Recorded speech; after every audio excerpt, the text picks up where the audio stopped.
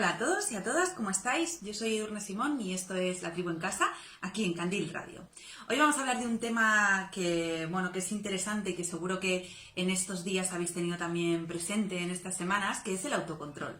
Puede que algunos de vosotros hayáis pensado que os hubiera gustado ir menos veces a la nevera, a por eso que no es del todo saludable. Puede que hayáis pensado que a lo mejor deberíais haber contenido una expresión fuera de lugar, o que hubierais preferido no entrar al trapo de una discusión, o habéis pensado o habéis intentado ayudar a vuestros hijos y a vuestras hijas a mejorar su autocontrol, a tener un poquito más de capacidad de espera, de demorar un poco los refuerzos. Bueno, seguro que de una u otra manera el autocontrol está en vuestros días y cuanto más tiempo tenemos para observarnos y más situaciones que nos pueden sacar también de nuestra zona de confort, incluso que nos pueden sacar de nuestras casillas, pues es más fácil que nuestro autocontrol se vea más en la cuerda floja, ¿no? La parte buena del autocontrol es que es una habilidad o una capacidad que podemos entrenar a todas las edades y cualquier persona.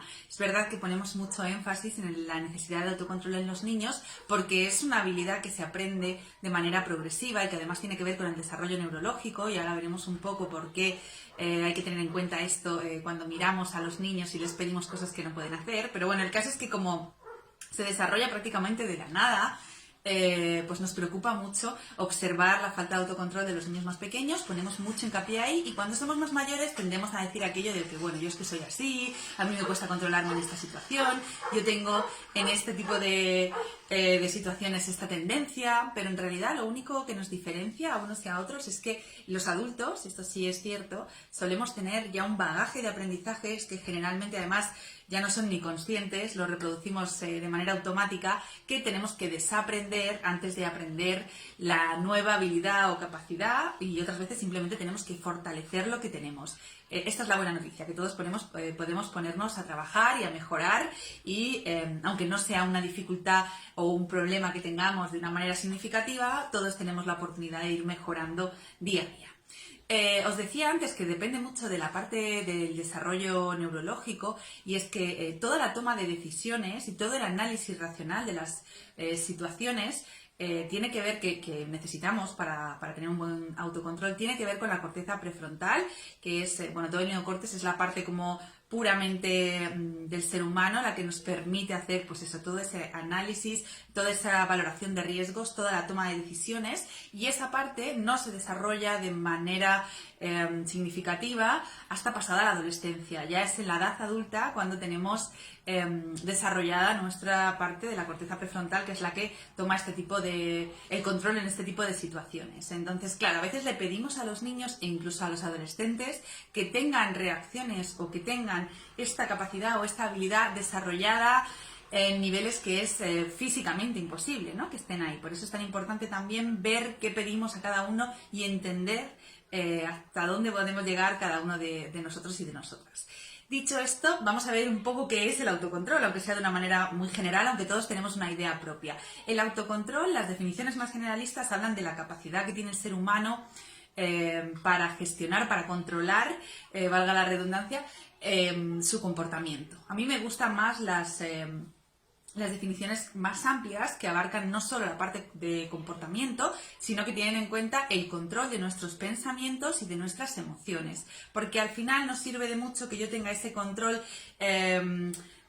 conductual o corporal, por ejemplo, en una situación, pero luego me quede en una rumiación o tenga una reacción emocional con la que no sé qué hacer o con la que no puedo hacer nada y que me gustaría poder controlar de otra manera. Así que abarca todas esas áreas, y un buen autocontrol tiene que tener todas esas patas sujetándolo, ¿no? Implica además un buen número de otras habilidades, como puede ser la capacidad de atención, como puede ser el análisis de las situaciones, como puede ser la autoobservación. O sea, hay una serie de capacidades que si no tenemos es muy difícil que tengamos un buen autocontrol. Si yo no valoro cuál es la situación y puedo ver qué me requiere, qué me pide la situación, es muy difícil que yo controle una respuesta que no es adecuada. Si yo no soy capaz de observarme cómo estoy yo, es muy difícil que pueda inhibir, o sea, controlar una respuesta que también es inadecuada. Entraríamos ahí en un largo etcétera. Por eso también es una habilidad tan compleja. Dicho todo esto, que parecen todo dificultades para tener un buen autocontrol, vamos a ir a la parte más práctica, que es cómo podemos todos nosotros mejorarla y en el caso de los niños, cómo podemos ayudarles a que tengan un mejor autocontrol. En el caso de los niños, no sino todos los aprendizajes, y esto es importante que lo tengamos claro, parten de lo corporal y del movimiento. Una vez que estamos en lo sensorial, corporal, movimiento, pasan a la parte del lenguaje. Y una vez que están en el lenguaje, empiezan a ir a otros aprendizajes más abstractos, ¿vale? Progresivamente, ese sería como el proceso. Con lo cual, en un niño podemos empezar a trabajar con ese control, con ese autocontrol que tiene que ver con el juego, con el movimiento, con lo corporal o con lo sensorial. Entonces puedo, por ejemplo, a mí hay dos juegos que me gustan mucho para trabajar autocontrol y que podemos introducir, que serían el juego de las sillas, por ejemplo, y el juego, en algunos sitios se llama escondite inglés, en otros se llama chocolate inglés. Bueno, creo que todos sabéis cuál es este juego de 1, 2, 3, nos damos la vuelta, chocolate inglés, escondite inglés, y vemos que quién se está moviendo, quién no es capaz de mantenerse absolutamente congelado como una estatua, entonces esa persona tiene que retroceder, ¿no? Entonces empezamos por el control del cuerpo, lo más básico, que es ser capaz de evaluar que la situación me pide que no me mueva y al mismo tiempo yo controlo el movimiento de mi cuerpo. De hecho, los niños más pequeños se mueven, incluso aunque estemos ya en la fase de mirar, ¿no? Porque todavía no hacen ese proceso de evaluación de qué me pide la situación de manera consciente y estoy controlando eso y a la vez mi cuerpo. Pero ya los más mayores sí pueden. Entonces, ese sería un juego interesante y el juego de las sillas también, porque nos permite,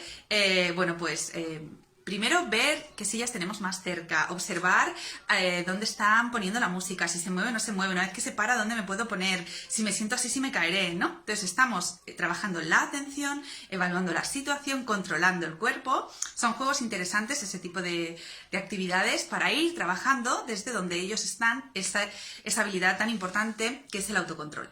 En el caso de los niños más mayores o ya de los adultos, pues podríamos ir pasando de ahí, os decía antes, a la parte del lenguaje.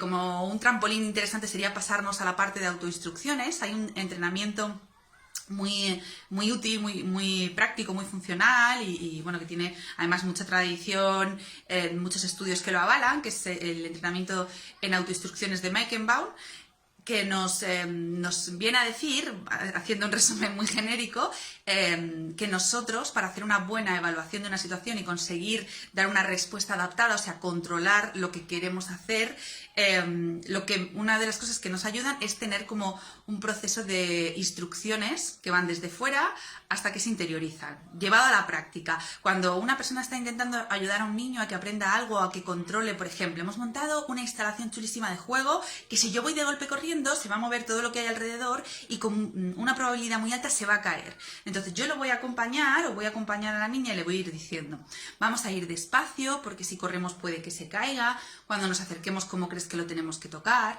Lo tocamos con suavidad, miro primero, ¿no? Este sería todo un proceso de instrucciones que yo le voy dando. La idea del entrenamiento de Meichenbaum es que primero analizamos las situaciones donde nos cuesta más tener autocontrol. Hacemos como un proceso de autoinstrucciones que primero se dicen en voz alta, se escriben, se acompañan y posteriormente eso se va soltando y el niño lo dice él solo pero en voz alta, después él solo pero en voz baja y después ya no necesita repetirlo porque ha integrado las instrucciones necesarias para controlarse en determinada situación. Esta es una de las muchas técnicas y esto se utiliza también con adultos y funciona muy bien.